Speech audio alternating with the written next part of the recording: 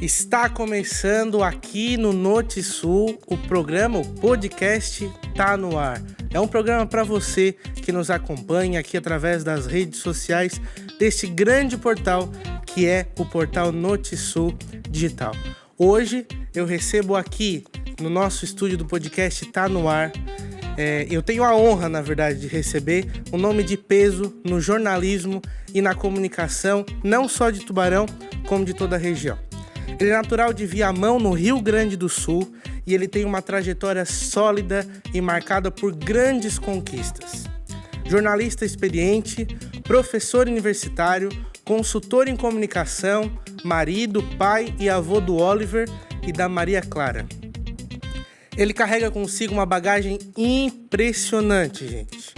Ao longo da carreira dele, comandou redações de importantes veículos de comunicação em Brasília, como a TV Manchete, TV Brasília, SBT, Rede OM Brasil, Jornal de Brasília e TV Bandeirantes. Além disso, atuou também como correspondente de veículos do Rio Grande do Sul na Câmara Federal e também como assessor parlamentar. No ensino superior, compartilhou seu conhecimento em instituições renomadas como Unicinos, Uniceub, IBS, e desde 2004 fez parte da Unisul. Aqui já coordenou o curso de comunicação e foi assessor de marketing, relacionamento e comunicação entre 2013 e 2017 na gestão do reitor e professor Salésio Hertz. Mas a sua contribuição para a comunicação vai muito além e muito mais longe. Designado então pelo reitor professor Gerson Luiz, foi responsável pelo estudo e pela implantação da UniTV, visitando emissoras em toda Santa Catarina, no Rio Grande do Sul e também em São Paulo. Após um ano depois dessa dedicação dele, ele apresentou o projeto e foi nomeado então diretor da emissora, o cargo que ele ocupa até no dia de hoje. E ele não para. Agora está prestes a se graduar também em publicidade e propaganda. Meu Deus do céu, que currículo grande. Com um currículo desses, já dá para ver que o papo de hoje promete.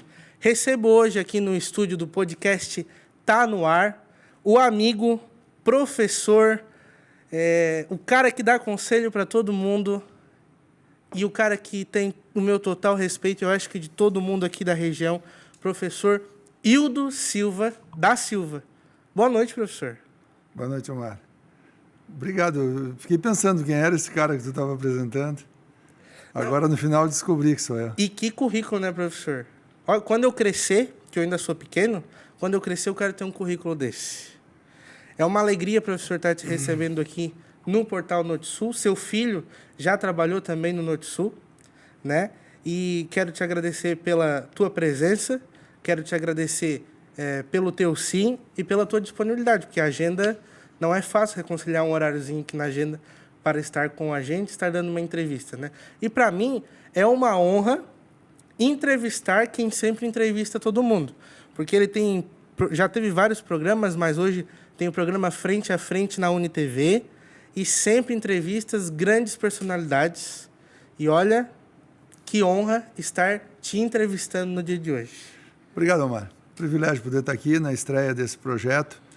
É sempre importante a gente apoiar, estimular e avalizar o surgimento de projetos que tratem de jornalismo.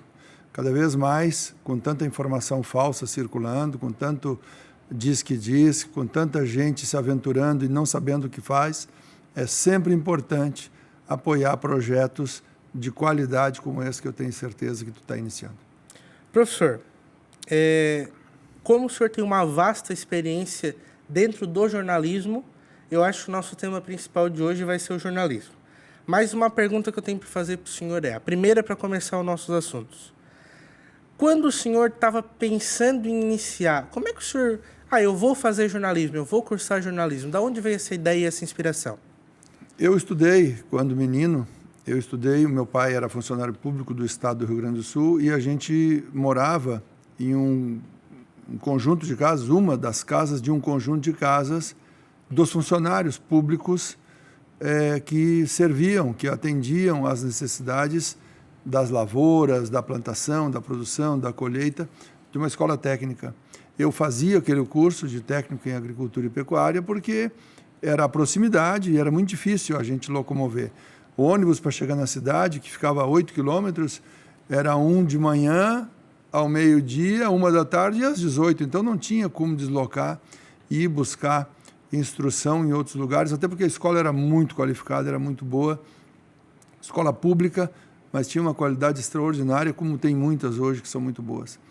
E eu lembro que a gente sempre trabalhou muito para ajudar os pais no sustento da casa, todos os meus irmãos, e eu lembro que tinha 12, 13 anos, assistindo num aparelho de televisão preto e branco, o Jornal Nacional, e aí dali, nem lembro quem eram os apresentadores, eu acho que se forçar um pouquinho a memória eu vou lembrar. Eu tinha 13 anos, isso devia ser 1984, 85, mais ou menos nessa época. Não, 74, 75. E ali eu decidi que eu queria fazer jornalismo. Eu lembro que eu tinha 13 anos e desenhou na minha cabeça a história de fazer jornalismo. Nunca pretendi estar à frente das câmeras, coisa que aconteceu quando vim para Tubarão, aqui na UniTV. Mas eu, então, com pouca idade, não tinha 15 anos ainda, eu já decidi que eu seria jornalista, que faria essa escolha profissional e que estudaria para fazer o melhor possível. E depois de toda essa trajetória, o senhor imaginou que trabalharia em tantas redes de TV, como o SBT, que o senhor trabalhou aqui também, TV Manchete, se eu não me engano. O senhor trabalhou na TV Globo? Não, nunca trabalhei na TV Globo, não foi por falta de convite, eu fui convidado meia dúzia de vezes, inclusive quando já estava aqui em Tubarão, fui convidado para voltar a Brasília e assumir cargos lá.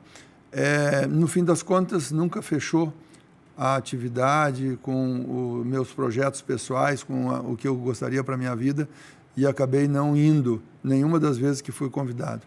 Mas trabalhei sim na TV Bandeirantes 2 vezes, na TV Manchete, na TV Brasília, o SBT, grandes redes de televisão, e na TV Brasília, que era uma emissora local, afiliada à TV Manchete lá em Brasília, do Diário das Emissoras Associadas, ainda existe hoje com muitas TVs e muitos veículos impressos, jornais.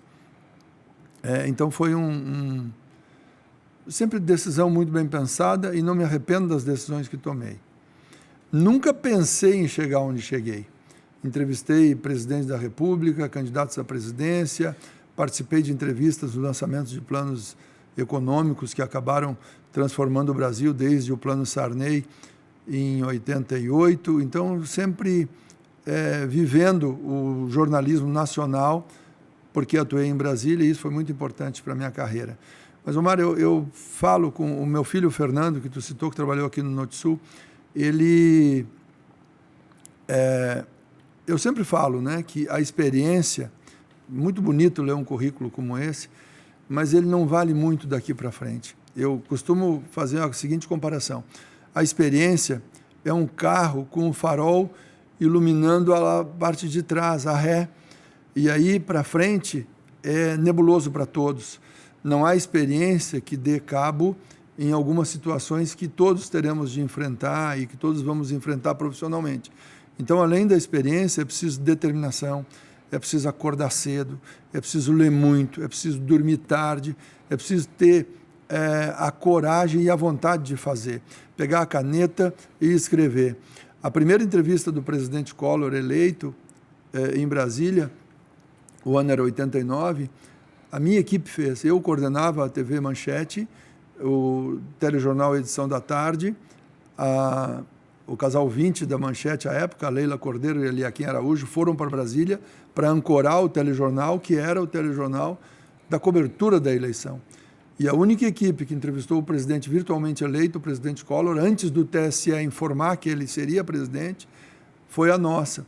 No momento que o TSE anunciou o presidente Collor está eleito, não há mais como, mesmo apurando os outros votos, que alguém ultrapasse a votação que ele atingiu.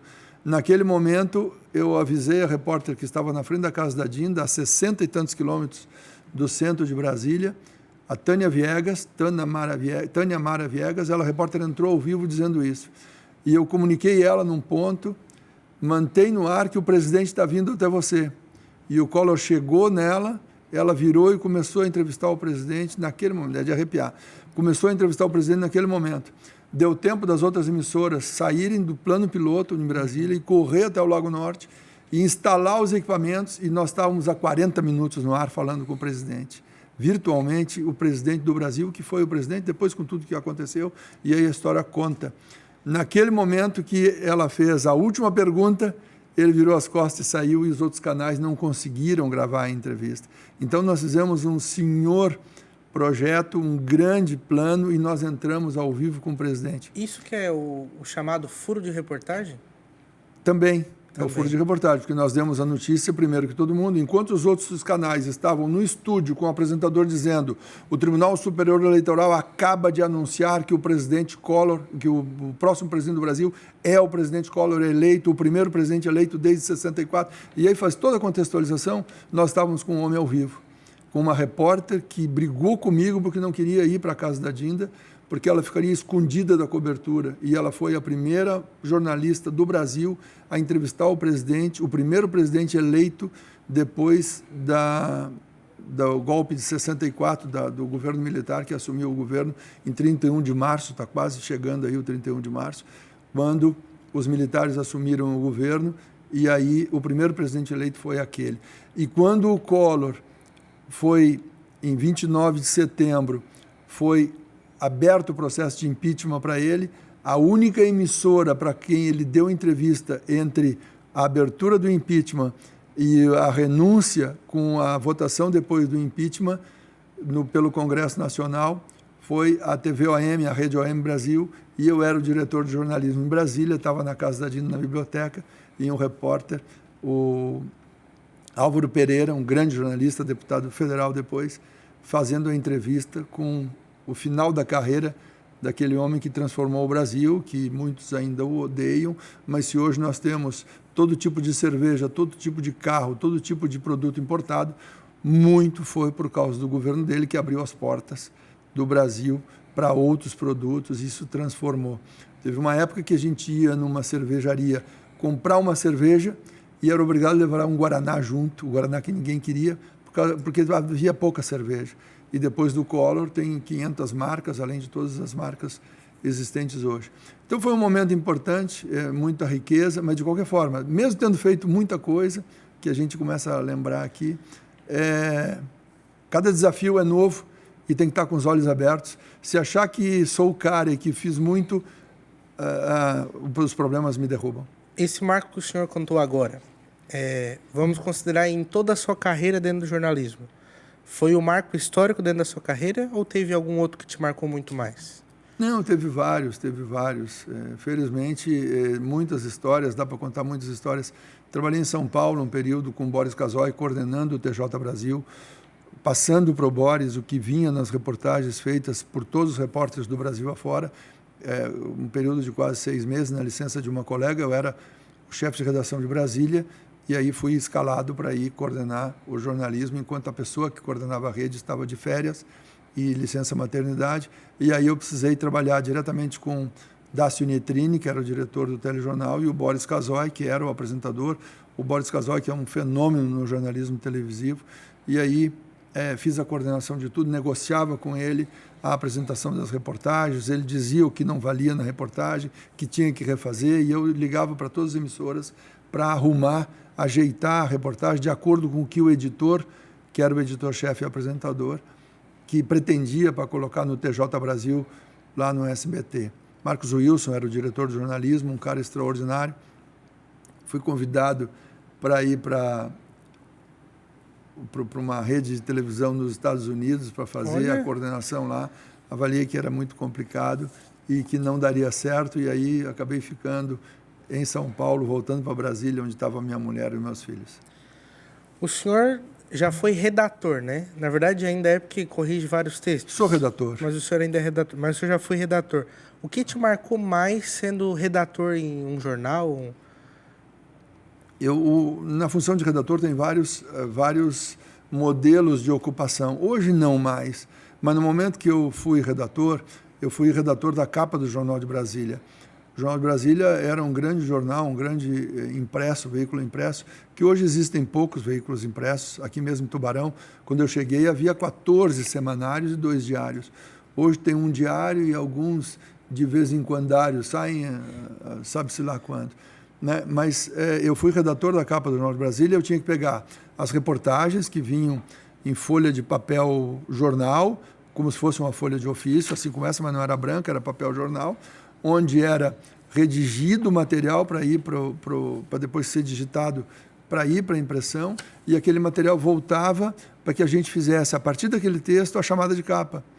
Então, era um momento importante, eu fiz isso por muitos anos, eu fazia a manchete do jornal junto com outros colegas, fazia todas as chamadas de capa, as legendas de fotos que estavam na capa, então o redator de capa. Esse foi um momento muito rico também, muito importante, que considero extremamente relevante na carreira.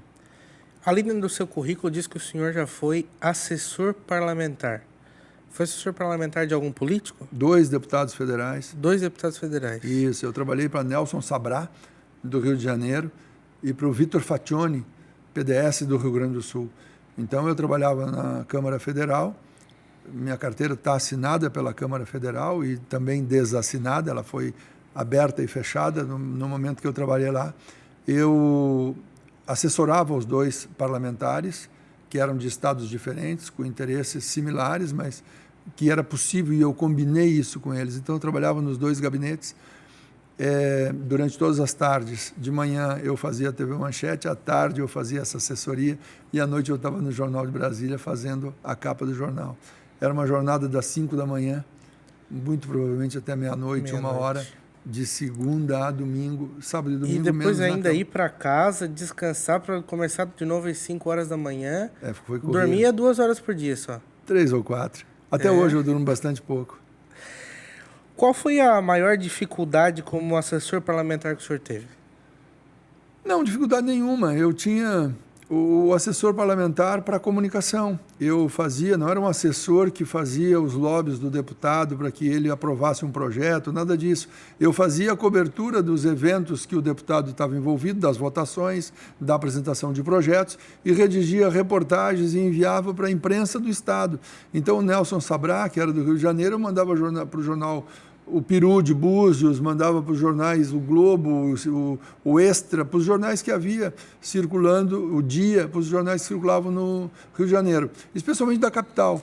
Não pegava jornais de campos, nem de cidades que estavam muito fora do eixo, porque a atuação do deputado era Búzios e o Rio de Janeiro.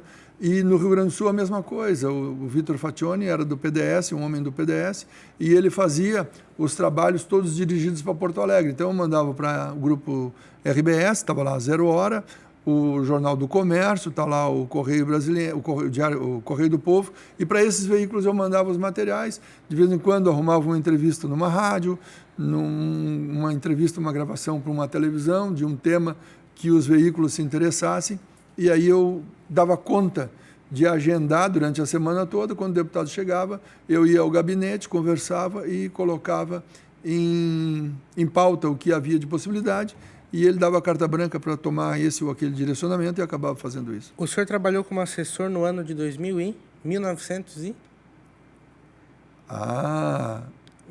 ela vai cacetada. 1993 e 94. Vou botar 94. Nós estamos em 2025.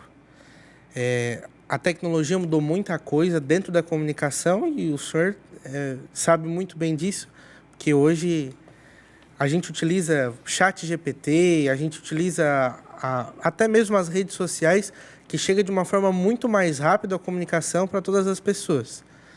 Como é que o senhor analisa essa mudança desde 94 até 2025? Vamos colocar... Falando agora de assessor parlamentar, os assessores que trabalham com os deputados estaduais, com os senadores, deputados federais, para eles comunicarem os veículos de comunicação de cada estado. O que o senhor analisa assim que essa mudança que teve? O que o senhor acha? A velocidade. Eu trabalho com jornalismo desde 85. 94 já são 10 anos depois. E hoje, 30 anos depois, né? 94, 2004, 14, 24, 30 anos. Então, são 40 anos de experiência no jornalismo. Quando eu trabalhava na TV Bandeirantes, em Brasília, eu fui chefe de redação e editor do Jornal da Noite. Eu trabalhei 2 vezes em 2 momentos diferentes. Quando eu era editor do jornal, o primeiro momento eu fui editor do Jornal da Noite, nós tínhamos telex para fazer o envio das mensagens. Era muito cara a telefonia e não haveria possibilidade, não havia nem o fax nessa época.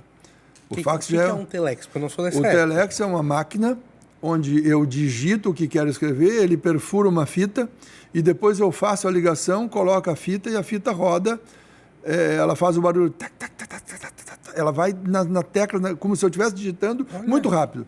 E o telex era ponta a ponta. Então, quando eu punha, era muito caro fazer uma ligação de Brasília para o Rio de Janeiro, ou Brasília para São Paulo, que era o caso onde eu estava, na Bandeirantes. No momento que eu colocasse a fita, que já tinha sido toda digitada, e eu sempre fui um péssimo digitador, na verdade eu dedografava e nem datilografava, então marcava a fita toda com a cabeça da reportagem, com os créditos de quem era a imagem, quem era o repórter, quem eram os entrevistados, eu tinha que fazer aquilo com perfeição. E aí colocava no telex, fazia a ligação e colocava no telex. Em 1 minuto ou 2, a informação era passada a um custo altíssimo. E aí a gente tinha que fazer aquilo quando a fita estivesse pronta. Aí outro colega tinha feito outra reportagem, também passava e aquilo saía lá na outra ponta. E a gente assinava as agências de notícias. E as notícias também chegavam pelo telex. Hoje eu abro a internet, está tudo na internet. Antes, para ir para um lugar, tinha que ser digitado, e aí chegava a informação. Essa informação ela era checada, conferida, e o repórter ia para a rua em busca daquela informação, com uma sonora de um político e tal. Então, essa era a velocidade do que era feito. Pegar o telefone, tinha o telefone, o magneto, que apertava, era ponta a ponta, era um telefone dedicado, não precisava discar. Eu apertava o botão, tocava no outro lado, a pessoa lá atendia e falávamos. Quando era a redação de São Paulo, que era a cabeça de rede, querendo falar com a gente, apertava o botão e a gente atendia aqui. Aquele telefone tocava, era o pavor, porque era o diretor nacional de jornalismo querendo falar com alguém da bagrada ali, né? Sim. Então era um negócio assim que chegava a dar suor. E aí pegava o telefone, conversava, atendia o pedido, fazia o cumprimento da demanda e botava a equipe na rua, fazia as reportagens e devolvia. Então isso... Com a internet, isso já mudou muito. Aí, em 94, começou a surgir a internet. Ainda tinha o telex, o teletipo, mas já tinha a internet. E nos anos 2000 para cá, que explodiu, nem sempre foi assim, né, como a gente é hoje. Então, tem momentos que não dá nem para acreditar como é que se fazia. A velocidade hoje é extraordinária. A primeira vez que... No Diário Catarinense, na Copa do Japão, Coreia e Japão foi a Copa do Mundo. Quando terminou a Copa, nós rodamos uma edição extra do Diário Catarinense. A gente ia montando, a final da Copa, a gente ia montando, quando terminou, bota na máquina e roda o impresso do Brasil, campeão do mundo. Se perde a final, ia ser outra coisa, mas campeão do mundo. No Carnaval, a mesma coisa. Isso com a tecnologia é possível, porque o fotógrafo bate uma foto e envia pela internet. Antes o filme tinha que vir, entrar numa sala escura, revelar esse material todo, secar, selecionar qual o frame e imprimir para ver se estava ok e aí colocar no veículo. Trabalho. Não, os jornais, por isso os jornais tinham a obrigação de fechar 10 horas da noite. E esta é a falência do veículo impresso hoje, porque continua querendo fazer o veículo igual era naquela época. Quem sabe se o jornal hoje circulasse 1 da tarde ou 18 horas e a pessoa fosse para casa com o impresso, não seria diferente. Mas todo mundo imprime o jornal para ele estar na banca no outro dia de manhã com as notícias do dia anterior, que está todo mundo careca de saber que já aconteceu, que já viu, que já explodiu, que já roubou, que já... Tudo já aconteceu. Não tem notícia nova no impresso, não dá para atualizar. Então, essa é uma das dificuldades que o jornalismo tem enfrentado. Eu tenho estudado isso, a gente estuda bastante essas questões. E, respondendo a tua pergunta, é tudo diferente. Quem trabalhou naquela época, que não acompanhou, hoje não saberia trabalhar. É complexo. Com todo esse avanço da tecnologia, com tudo sendo mais prático e mais fácil, o avanço da fake news tomou conta. Então, por exemplo, assim, se alguém manda hoje uma notícia, os portais até não, mas as pessoas compartilham muito rápido sem saber se é verdade. O senhor que é sábio dentro do jornalismo, vou dizer sábio, porque o senhor é muito inteligente dentro do jornalismo, e até para outras coisas, mas eu digo, teria como prevenir, como acabar, não acabar com a fake news, mas diminuir um pouco essa frequência de que as fake news são enviadas? O senhor tem alguma sugestão? Omar, Humberto Eco escreveu há muitos anos. Humberto Eco era um sábio, filósofo, jornalista, estudioso da língua, da linguagem. Ele disse que a internet é a voz dos imbecis, dos ignorantes. Eu sou ignorante, tu com certeza és ignorante. Tem temas que nós ignoramos, por isso ignorante. Não é ofensivo dizer, Omar, deixa de ser ignorante. Se disser para mim que eu sou ignorante, eu sei que sou.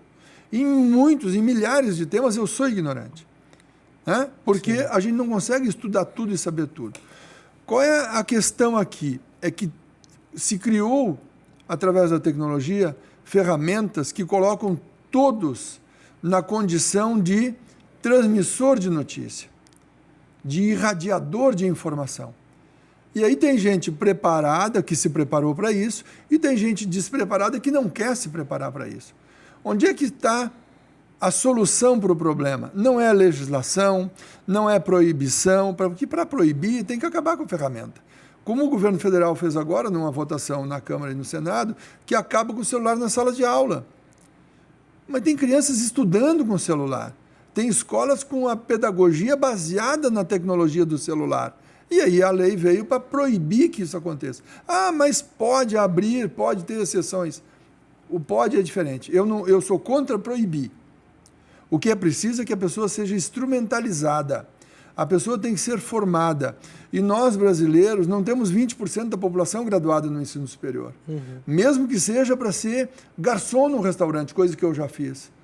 Mesmo que seja para ser motorista de aplicativo, motorista de táxi, motorista de ônibus. Se houver informação, as pessoas vão saber selecionar a fonte que não tem fake news. E eu não gosto da expressão fake news. É mentira. O que é fake news? É uma notícia falsa. Uma notícia falsa para nós é mentira. Então é mentira. As mentiras sempre houve. Sempre houve propagação de mentira. Mas todo mundo diz que mentira tem perna curta. Então, é que fake news, a gente, é um negócio que vem lá do exterior, não vem de lá, é daqui. A justiça tem que condenar, sim, quem prega mentira durante o período eleitoral. Tem que condenar, sim, quem usa mentiras para se promover e para prejudicar outros. Aí tem um meio, que é o judicial, para promover. Agora, o que não dá é para proibir todo mundo. Não existe como proibir todo mundo no momento que estão todas as pessoas com o celular na mão. Tem celulares que são computadores de 18 mil reais. Tem mais processamento num celular de 18 mil reais do que a NASA tinha em 69 quando botou o homem na Lua. A velocidade de processamento é absurda. Então, como é que eu vou proibir que as pessoas tenham manifestações? Não dá é para dizer que é tentativa de golpe quando é manifestação das pessoas. Não dá para dizer isso. E assim, povo não comete crime de golpe. É preciso ter força, é preciso ter poder político, é preciso ter influência. E o Zé Povinho, nós não temos essa condição. Não temos essa condição. Então, como é que combate a fake news? Com educação, com criança na escola, com a melhor formação, com professor bem pago, com professor que saiba utilizar não a ideologia em sala de aula. Ideologia sempre houve. Se o cara é de direita, vai dar uma aula mais à direita. Se o cara é de esquerda, vai dar uma aula mais à esquerda. Mas tem um conteúdo básico, mínimo, que é o Programa Nacional Curricular, que tem que ser respeitado. Então, todas as crianças aprendem a mesma coisa. E se o professor sair daquele plano e der um pitaco, tem meios de fazer a punição. Então, é preciso uma boa escola, é preciso uma excelente educação para que as nossas crianças possam ser melhores do que nós e depois consigam combater essas mentiras não acreditando e buscando em fontes quente, em fonte de verdade. A televisão hoje é uma das fontes mais referenciadas de informação. A televisão, os veículos impressos, os portais de notícia. Então, o que se faz no Notisul, aqui na televisão, em todos os veículos que a gente conhece, tem gente que estudou para fazer o que está fazendo. Então, é isso que precisa ser respeitado. E ali, quando há dúvida, é ali que tem que ser buscada a informação correta para que ninguém caia numa fake news ou numa mentira, que eu prefiro chamar. O professor Hildo falou aqui para a gente, aqui na televisão, que nós estamos no estúdio da UniTV. Esse estúdio aqui é um estúdio alugado para o Portal Notisul. Então, quero fazer também um agradecimento à UniTV por estar alugando também esse estúdio aqui. Se você quiser fazer um podcast, às vezes para a sua empresa, pode chamar a gente pelo Notisul ou também procurar a UniTV pelas redes sociais. E a TV não condicionou o aluguel à minha primeira entrevista. Eu fui convidado por ti. Não, foi convidado por mim. Na verdade, depois de tudo combinado, o senhor foi convidado, né? Exatamente. Gostaria de agradecer também a Ponto Sat Internet. Ela está sempre aqui no nosso cantinho. Ela é a nossa patrocinadora deste podcast. Se você não tem internet de qualidade na sua casa, contrate a Ponto Sat Internet, uma das melhores provedoras de internet aqui da nossa região. Professor Hildo, o senhor comentou aqui comigo que o jornal impresso aqui em Tubarão já não que está com seus dias contados, mas o senhor falou que a circulação diminuiu totalmente. Inclusive, coloco como exemplo o Portal Notisul. Nós hoje temos um portal de notícia, mas nós já tivemos também o Jornal Notisul, que era um jornal impresso e já foi o maior jornal do estado de Santa Catarina, o mais visualizado, o mais lido. Eu pergunto isso porque o jornal impresso está com os dias contados ou o senhor acha que tem alguma solução para que as pessoas possam voltar a ler o jornal impresso? Quando eu cheguei em Tubarão, nós montamos o canal de televisão Unisul TV. A gente vai entrar nesse assunto que agora é a UniTV. Não, só para contextualizar, porque eu não gosto de falar as coisas soltas. E a gente discutia, a televisão foi para o digital, e a gente discutia com radialistas, jornalistas antigos da cidade, em eventos, em encontros, e eu dizia que a rádio AM estava com os dias contados, ia morrer. E acabou acontecendo. Todas as rádios AM viraram FM. E os radialistas do rádio AM diziam para mim que eu não tinha visão e não tinha autoridade para estar dizendo o que eu estava dizendo. E não disse por autoridade, eu disse por causa de estudos, porque eu sou estudioso da comunicação. O que aconteceu com a rádio AM foi a falência tecnológica. Para sintonizar o FM, é uma películazinha, a antena é uma película no para-brisa dianteiro. Aquilo ali é a antena do rádio. Tem uns carros que ainda tem um rabichinho lá atrás, para cima, aquilo ali é a antena do FM. A antena do AM tinha que ser uma haste de 3 metros de altura, que ainda se vê em alguns caminhões que tem o radioamador, que é uma outra frequência que está tendendo a desaparecer. Então, o problema do rádio AM é que ele não era sintonizado no celular. No celular se sintoniza o rádio FM, mas não o AM. Então, a falência do AM era tecnológica. E o que está acontecendo com o impresso? Que se disse, alguns disseram que até 2040 não existiriam mais impressos. Acabou tudo muito antes de 40. Diário Catarinense deixou de circular, Jornal de Notícias deixou de circular. Então, grandes veículos nacionais deixaram de circular. Por quê? Porque é uma indústria cara e suja, poluente. Para fazer papel tem que derrubar árvores. Ah, não, recicla, ok? Recicla algum papel que saiu de uma árvore recém-derrubada. Então, para fazer todos os impressos de todos aqueles veículos que existiam há 10, 15, 20 anos atrás, hoje comprometeria as florestas do mundo. Porque é uma indústria que consome, não tem como fazer um papel a não ser de árvore. Não há material sintético que permita isso. E o avanço, e o processo é antiquado. Eu passo o dia apurando para as 8 da noite fechar a redação, 10 da noite jogar para a impressão, e a impressão em geral não é na empresa que está imprimindo, tem que ir lá em Criciúma ou lá em Florianópolis, e aí põe isso na internet, vai pela internet, mas tem que voltar num caminhão, numa van carregada de exemplares, de milhares de exemplares, que vão ser distribuídas de carro, está consumindo combustível, o tempo das pessoas. não tem futuro viável esse projeto. Então, mais dia, menos dia, não me atrevo a dizer que é 2040, que é 2026, que é hoje em 25, não me atrevo a dizer. Mas que vai acabar, vai. Não tem dúvida. Diversos grandes jornais nacionais se extinguiram por conta dessa dificuldade tecnológica. Porque o papel é o meio físico que precisa ser acessado para ter. Perdão. As pessoas mais velhas, como eu, precisam sentir o cheiro daquele exemplar de jornal impresso. Mas os jovens que nunca botaram a mão em um exemplar, nunca sujaram a mão de tinta, porque a tinta sai, Sim. nunca fizeram isso, preferem ler no tablet, preferem ler no celular, preferem ler no desktop, preferem ler na mesa. E não demora, vão ler numa lente de óculos, porque já estão trabalhando nisso e a visualização já vai estar aqui colada no rosto. Então, a tecnologia, ou então vão ouvir num aplicativo que vai estar ligado ao óculos, que vai estar ligado a um fone durante uma caminhada, vão ouvir a notícia. Isso tudo já está disponível, Omar. Tudo, absolutamente tudo já está disponível. Então, tu me pergunta se o impresso vai acabar. Já acabou. Já acabou. Tem uns ainda explorando os últimos momentos dessa tecnologia que é complicada de manter, cara de manter. Muito caro imprimir uma edição diária de um veículo de 20 páginas, vai ultrapassar R$40 mil por mês, 2, 3 mil exemplares. Tubarão tem 110 mil habitantes, como é que nós vamos distribuir 20 mil exemplares? Deve ter 20 lares em Tubarão, mais as empresas, mas aí o dono da empresa está num desses lares, então nós vamos ter aí 25 mil pessoas que poderiam ter acesso. Imprime 3 mil, 5 mil, não chega a todo mundo.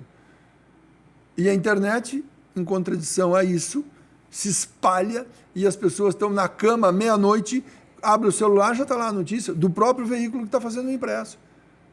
Então vamos lá, o Diário do Sul, que é o único impresso na cidade, regular, diário, e é um vibrante batalhador, merece todo o mérito por estar insistindo nessa tecnologia e atendendo alguns pedidos das pessoas. Ele publica na internet, então meia-noite eu abro e já leio o que vai estar no jornal daqui a pouco, dali 4, 5 horas. Então assim, mas se ele sai da internet, ele vai perder. Então ele precisa das duas ferramentas. O Notisul, o Nazareno lá em 2018 tomou a decisão de acabar com a impressão e partir só para o digital. É uma tendência, é uma tendência. Grandes veículos no mundo todo, não só no Brasil, no mundo todo, têm a tendência de se transformar em portais de conteúdo para que as pessoas acessem com a plataforma que quiserem. Tem um filme, Minority Report, é um filme futurista e ele tem uma revista com folhas dobráveis eletrônicas e que é atualizado instantaneamente. Então, tu aperta na atualização, muda a manchete, muda, mas é uma revista, quer dizer, é uma coisa que fizeram antes de saber. O filme foi produzido antes da evolução tecnológica e do que nós estamos vivendo hoje. Sim. Então, nem aquilo é viável mais, fazer uma revista onde a folha é uma lâmina e que tem ali as impressões das reportagens e eu posso mudar essa impressão. Isso também já não tem futuro para isso, né? Porque é muito mais fácil. O futuro vai ser ouvir a reportagem, vai ser ler no meu óculos, vai ser ler na porta da geladeira, ligar a televisão e está tudo ali. A televisão como a internet das coisas, né? Sim. Então, isso tudo está transformando. E mesmo o que a ficção jogou como futuro provável, está perdendo, porque o crescimento da tecnologia e o avanço tecnológico é extraordinariamente mais rápido e violento. Professor Hildo, o senhor falou que sobre televisão, TV, o senhor já trabalhou em várias emissoras de TV e hoje, até hoje, dirige a UniTV aqui em Tubarão. Como é que surgiu essa história da UniTV? Foi o professor Gerson que pediu para o senhor organizar isso? Esse projeto? O que eu sei da história, Omar, é que em 1979, o governo federal criou uma estratégia de geração da TVA do Rio de Janeiro e levou a TVA para todos os municípios brasileiros, onde podia haver. E Tubarão teve uma TV educativa, quem está com a minha idade, que está mais tempo na cidade, vai lembrar que existia o Canal 4 aqui, que era a TVE. Era uma reprodução da TVE do Rio de Janeiro. Aqui, a TVE do Rio de Janeiro é Fundação Roquete Pinto. E não a Padre Anchieta, que é a TV de São Paulo, né? Então, a TVE andou por Tubarão nos idos de 79, 80, 80 e tantos. E a partir dali, todas as cidades tiveram isso. Blumenau, a TV da FURB, ela foi criada naquele momento. Quando aqui se criou uma repetidora da TV educativa, lá em Blumenau eles pediram uma geradora e ganharam a geradora. E a Unisul, que é uma universidade vibrante ainda hoje, uma universidade de vanguarda ainda hoje, à época pediu a concessão de um canal de televisão. Nos anos 80, início de 80. Em 2004, foi assinado a autorização para que fosse instalado o canal de televisão em Tubarão. Eu entrei na Unisul em agosto de 2004. E pela experiência que tu leu aí, que eu tinha de outros veículos fora daqui, eu era professor do curso. Em agosto de 2004, eu entrei para dar aula no curso de comunicação, aqui, nesse mesmo prédio onde nós estamos. E começou-se a discutir, e o Laudelino Sardá, que era o assessor de comunicação da reitoria, e a coordenadora, a professora Darlete, o professor Sardá me convidou para participar de uma reunião sobre implantação da televisão, que estava vencendo o prazo, que o governo assina o documento e dá um prazo para instalar. E o prazo terminaria em 2006. Então, em 2004 ganhou, em 2006 tinha que estar montado. E aí eu fui convidado para participar de uma discussão. Eu entrei como professor convidado e saí nomeado diretor da implantação do canal. Não era diretor da televisão, era diretor da implantação do canal. Eu faria os estudos, faria um projeto, entregaria esse projeto e aí a reitoria avaliaria a oportunidade ou não de implantar. E ocorreu que eu fui a São Paulo, como tu disseste, eu fui a Porto Alegre, eu fui a Curitiba, visitei vários canais aqui, além dos que eu já conhecia em Brasília, como a TV Brasil, por exemplo, que era o Canal 2 lá, na capital federal. E aí projetei e entreguei o documento. Quando eu entreguei o documento, o professor Gerson, era o reitor à época, me devolveu o documento e disse, não, senhor professor, o senhor disse que assim dá para fazer, agora eu quero que o senhor faça. E aí comecei a trabalhar na implantação, implantamos a televisão em 2006, em 30 de setembro de 2006, a partir de 1º de janeiro, que era 1º de outubro, que teve a eleição, nós fizemos 6 horas ao vivo de programação local. Olha. Ninguém, fora eu aqui, tinha trabalhado em um canal de televisão naquele momento. Trabalhamos 6 horas direto, 7 horas. E na segunda-feira começou o telejornal valendo, os programas valendo, no dia 2 de outubro de 2006. E de lá para cá, 19 anos neste ano, a televisão no ar. E eu tenho a felicidade de ter sido convidado por cada dirigente que assume, me convida e me reconduz à condição de diretor da televisão. A televisão que não é minha, é da cidade, é da Fundação Inoversa Sul hoje, é da comunidade, nós fazemos esse trabalho comunitário por aqui. Naquela época ainda, Unisul TV, meu Deus do céu, todo mundo queria aparecer na Unisul TV, aqui em Tubarão. Digo eu também, porque eu sempre fui estudante da rede pública, depois que eu fui para o ensino particular, mas a Unisul TV fazia muitos projetos dentro da escola que é aqui ao lado, o colégio, a Escola São Judas Tadeu, Escola Municipal. Então, eu sempre fui muito metido dentro da comunicação. Ainda é não, mano? Ainda sou. Sempre fui muito metido dentro da comunicação. Então, eu gostava de saber o que eu era tão metido que muitas vezes eu vinha aqui para a televisão para ficar perguntando como é que acontecia cada coisa. E quando a Unisul TV ia fazer esses projetos lá na escola, às vezes com os alunos mesmo do curso de comunicação social aqui da Unisul, eu muitas vezes me prontificava para estar apresentando esses projetos junto com os alunos. E não sei se foi por essa minha mitidez, vamos dizer assim, que hoje também apresento um programa dentro da Unisul TV. Tive a alegria de estar dentro do time, participar junto com o time da Unisul TV. Mas, voltando para o assunto Unisul TV, qual foi o maior, vamos dizer assim, a maior transmissão, o tema de maior relevância dentro da cidade, ainda na época da Unisul TV, sem ser transformada para a UniTV? A UniTV é recente, e é bom explicar porque a UniTV, nós fizemos um estudo sobre o nome, já que quando a Fundação Unisul transferiu a mantença dos cursos superiores, a Ânima, que é um grande grupo, uma grande escola, uma universidade, são 20 e tantas universidades na Ânima, e eles assumiram a Unisul. E eles queriam o nome Unisul. O nome Unisul para eles era muito importante, forte e muito bom, por causa da história de quase 60 anos que foi construída aqui em Tubarão e no estado e também no Brasil com a Unisul Virtual. No momento que a gente teve que entregar o nome, não poderíamos usar o nome Unisul TV, nós buscamos UniTV, que, de certa forma, reduziu o Unisul para a Uni e manteve a nossa tradição e a qualidade.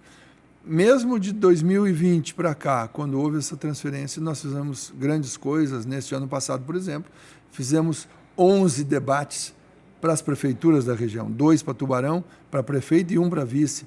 Então, além de 11 menos 3, 8 debates para prefeitos de cidades da nossa região.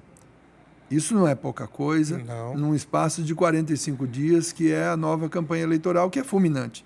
A campanha de verdade é de meados de agosto até o início de outubro e acabou. E aí vem a votação de todo mundo para prefeito e no ano que vem para senador, governador, deputado federal, estadual, presidente da República.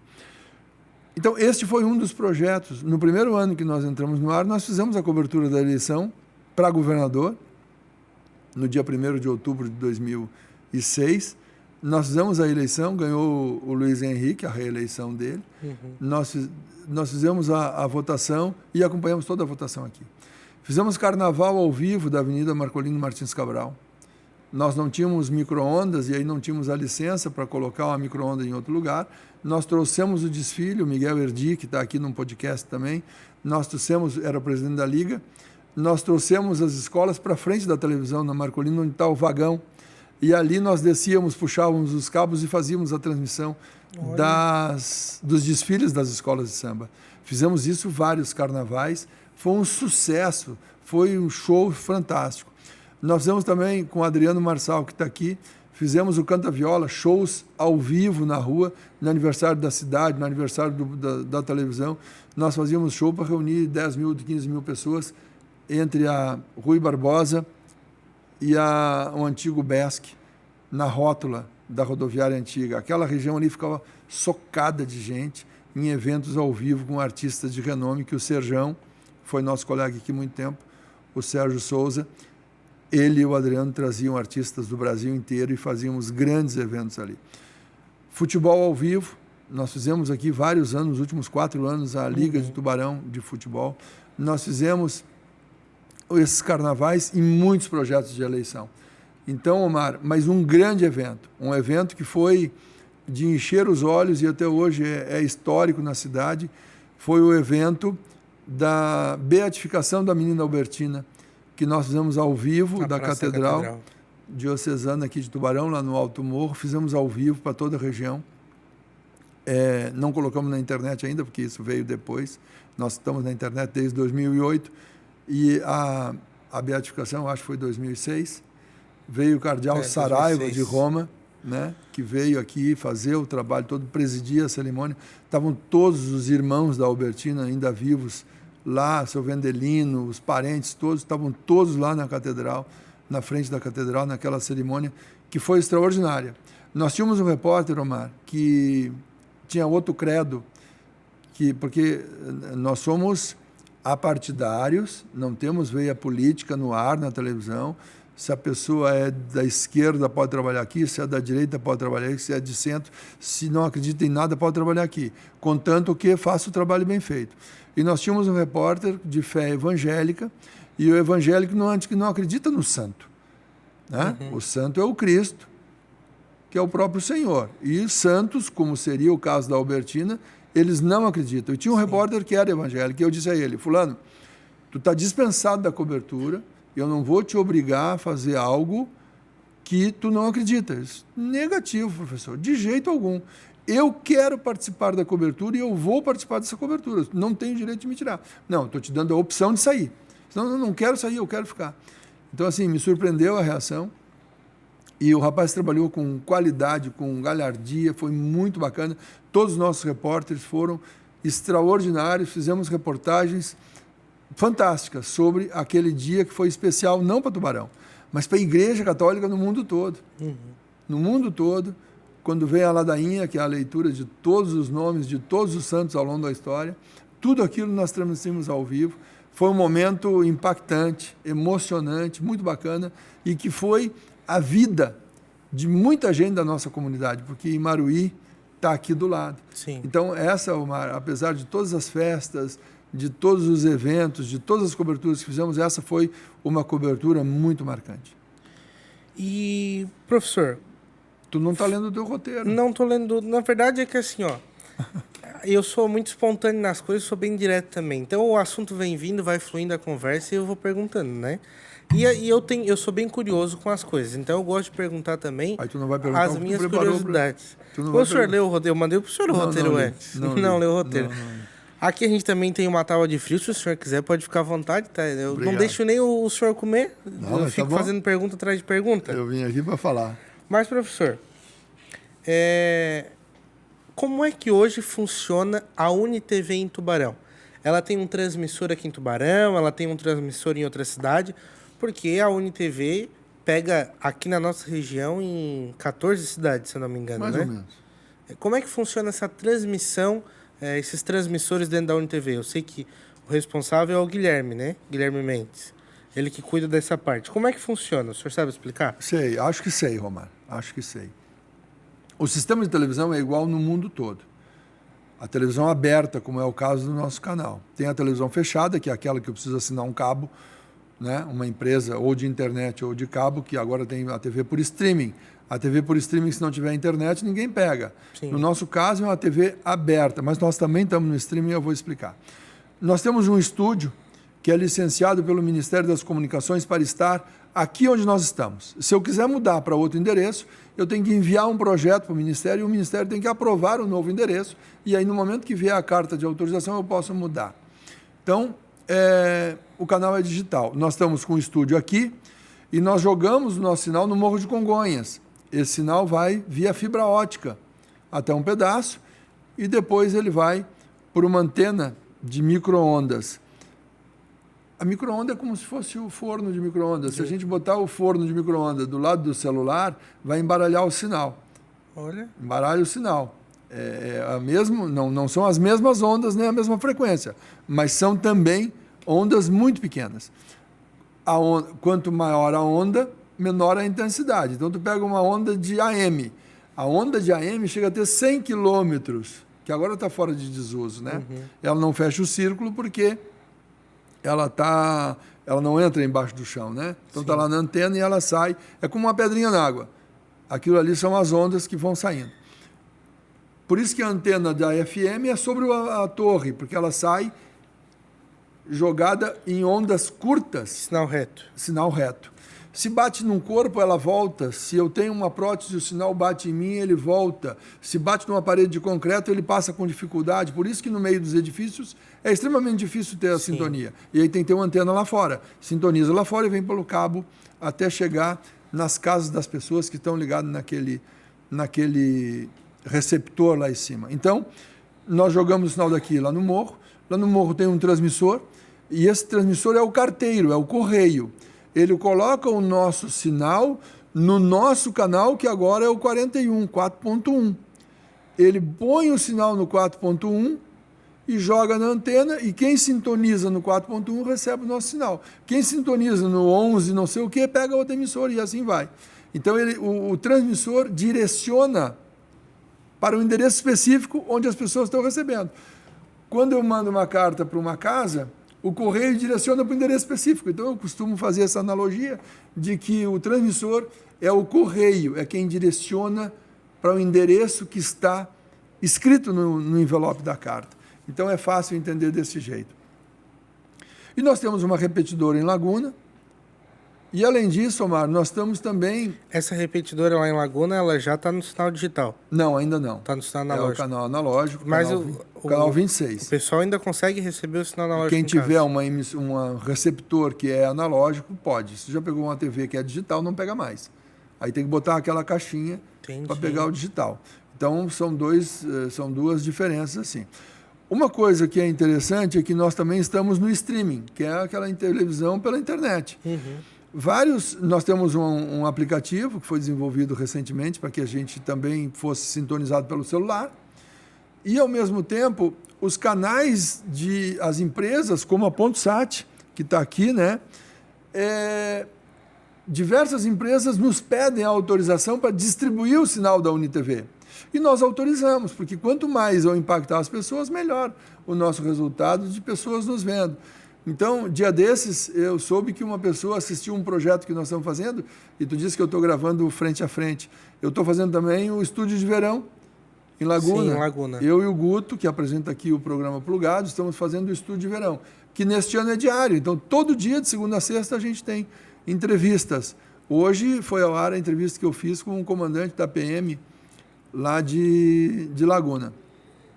Então, Omar, as empresas de distribuição de internet, são provedores de acesso à internet, colocam lá como atrativo vários canais de televisão. O nosso é um deles.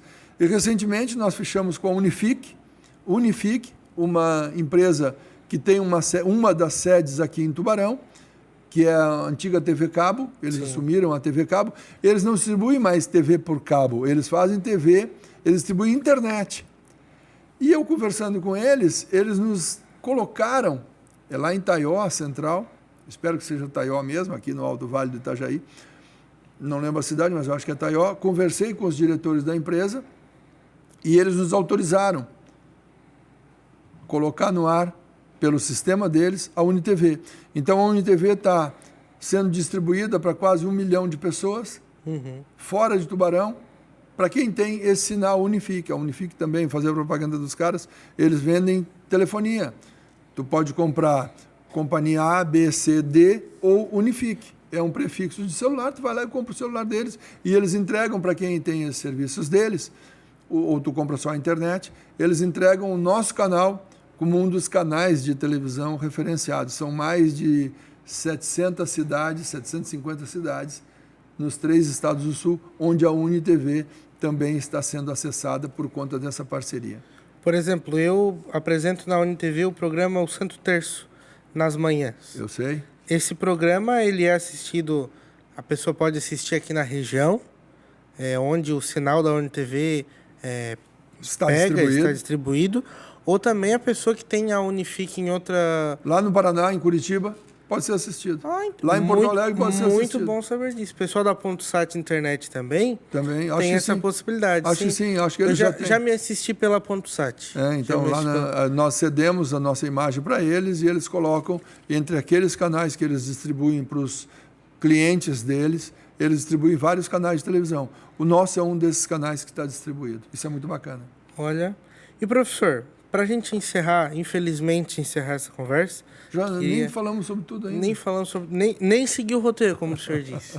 Mas, para a gente encerrar essa conversa, se um jovem hoje tiver esse interesse de entrar no jornalismo, seguir o jornalismo, porque hoje as pessoas não têm mais interesse em fazer jornalismo porque não se precisa muito de diploma para se dizer que é jornalista. O que o senhor indica, o que o senhor fala para essa pessoa que tem esse interesse? Omar, eu sou um homem dos livros. Eu estudei muito. Estudei e estudo muito. Tu falou que eu estou me formando em publicidade, o que é verdade. Neste ano, eu estarei graduado também em publicidade e propaganda. Eu gosto de ler, eu gosto de estudar. Quando eu me formei, era obrigatório o curso de jornalismo para trabalhar em jornalismo. O que aconteceu comigo? Eu era um menino pobre do interior do Rio Grande do Sul. Quando eu terminei a faculdade, eu já tinha 4 anos de aceleração de estudos. A faculdade te direciona. O professor te faz uma leitura se tu fizeres um livro por disciplina, tu vai ter 40, 50, 60 livros lidos em 4 anos. Além de todo o direcionamento de todos os trabalhos realizados. Todo dia tem uma prática. Instrução, estudo, prática. Instrução, estudo, prática. Isso acelera a formação. Eu acredito muito nisso. Se tu entra sem formação, tu vai levar 10 anos para chegar onde alguém com 3 anos e meio ou 4 chega com base na faculdade. Então, eu acredito muito. Então, se você é estudante e quer fazer jornalismo, veja um curso de comunicação em uma universidade. Tem formação em EAD, já tem formação nas escolas que tem polos, Estácio, Uniaselv, Unicesumar, a Unisul tem aqui em Tubarão o curso de jornalismo. Escolhe aquele que você pode pagar. Faz um esforço para pagar o que você não consegue, mas é aquele que você acha que é o melhor curso. E se instrumentaliza. E já enquanto estiver na universidade, já é possível arrumar bons estágios, bons trabalhos e fazer. Eu acredito muito na formação. Então, uma dica é: comece fazendo o curso de comunicação. E se tu me perguntasse, tu não vai perguntar, eu não vi o roteiro. Em 2011, o Supremo Tribunal Federal disse que não precisa mais ser jornalista graduado para trabalhar no jornalismo. As outras profissões precisam, a nossa não mais. Só que, se eu puder contratar, eu só contrato jornalista graduado. E se tu me perguntasse, valeu a pena? E se fosse para começar hoje, sabendo o que aconteceria? Eu faria tudo de novo. Desde a faculdade até todo o esforço de mudar de cidade, de ir atrás de emprego, de buscar opções. Porque o trabalho não está na cidade onde a gente está. Normalmente não é assim. Eu saí de Porto Alegre, no Rio Grande do Sul, e fui para Brasília, no Distrito Federal. Eu morei em Florianópolis, São José, trabalhei no Rio de Janeiro, trabalhei em São Paulo, trabalhei em Goiás, trabalhei aqui em Joinville, Blumenau e Florianópolis, e agora em Tubarão. Então, essa busca por onde há vaga, que me fez crescer, não em tamanho, eu cresceria de qualquer jeito, mas me fez crescer profissionalmente, ascender profissionalmente. Eu vivi experiências extraordinárias. Se eu tivesse ficado em Porto Alegre, talvez não tivesse, com certeza não teria vivido 10% dessas que eu vivi. Teria vivido outras, né? Não teria vivido outras e teria feito a minha carreira sem sair de lá, mas eu preferi me aventurar e foi muito bacana. Professor Hildo, quero agradecer mais uma vez a tua presença, a tua disponibilidade de estar aqui no podcast Tá No Ar, que é o podcast oficial do Notisul, aqui com a gente. Muito obrigado mesmo de coração, foi uma honra te entrevistar e fiquei nervoso também, porque entrevistar quem está acostumado a entrevistar um monte de gente, olha, não é fácil. Professor, muito obrigado mesmo, de coração. Mário, agradeço a tua audiência, Tá No Ar, do site Notisul. Parabéns pela iniciativa, que venham muitas outras entrevistas, estou sempre à disposição e fiquei muito contente de ter conversado contigo, de ter possibilidade de lembrar 40 e tantos anos de trajetória no jornalismo. Me orgulho de cada um dos trabalhos que fiz, não me envergonho, nunca fui processado por nada que escrevi, por nada que tenha dirigido. Foi muito bacana a trajetória, ela é finita, estou chegando na borda da minha capacidade de trabalho, da minha capacidade de realização, mas eu só tenho a comemorar. Todos os passos que dei, eu tenho muito orgulho por onde passei, o que fiz, e tem muitas outras histórias que em outra oportunidade, se me der a oportunidade, eu volto para contar. Com certeza. Vamos marcar uma próxima entrevista logo mais. Obrigado. Professor, muito obrigado mais uma vez. A você que nos acompanha pelo YouTube ou também pelo Spotify, muito obrigado pela sua presença e pela sua audiência. Obrigado a você que se conectou conosco no podcast Tá No Ar do Notisul. Na semana que vem, a gente vai ter um especial de carnaval. Então, a gente terá podcast na segunda, terça, quarta e quinta. Será um especial de carnaval com os blocos do Carnaval de Laguna, Esquenta Aí, Bloco Rosa, o Babalaô e o Bloco Pangaré. Te convido a assistir. Muito obrigado pela sua audiência. Então, até a próxima edição. O podcast tá no ar, tá saindo do ar agora.